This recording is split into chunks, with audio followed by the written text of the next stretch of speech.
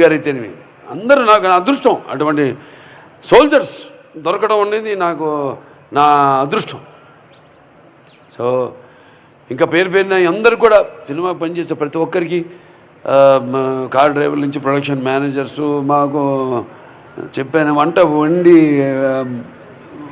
పెట్టిన వంట వాళ్ళకైతే అంటే ఒక సినిమా ఇంకా అంటే మీరు చూస్తారు సినిమాలో థియేటర్లో, కానీ అక్కడ కష్టపడే వాళ్ళు ఎంతోమంది పొద్దున 3:30 నుంచి మొదలవుతుంది. రాత్రి మరి ఎన్నిటి దాకా అంటే అన్నిటి దాకా పనిచేస్తాం, చేసుకుని వెళ్తూ ఉంటుంది. ఈ సినిమా తొందరగా విడుదల చేయాలి, సినిమా అయిపోయిన తర్వాత అదొక టెన్షను. జనగా పెట్టుకోను, జనగా అందరికి ఉంటుంది, వారితో పాటు పంచుకోవాలి. ఏంటంటే మంచి సినిమా చేసాం, మరి విడుదలకు సిద్ధంగా ఉంది, విడుదలైతే దాని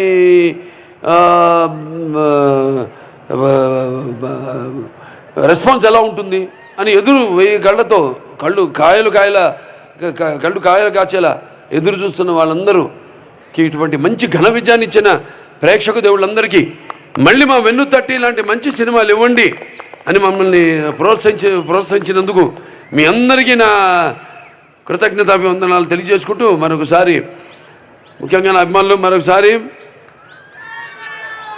రాయలసీమ 4 చెరువుల నుంచి వచ్చారు, ఇక్కడిచే కాదు పక్క జిల్లాల నుంచి కూడా వచ్చారు, పక్క రాష్ట్రాల నుంచి కూడా వచ్చారు.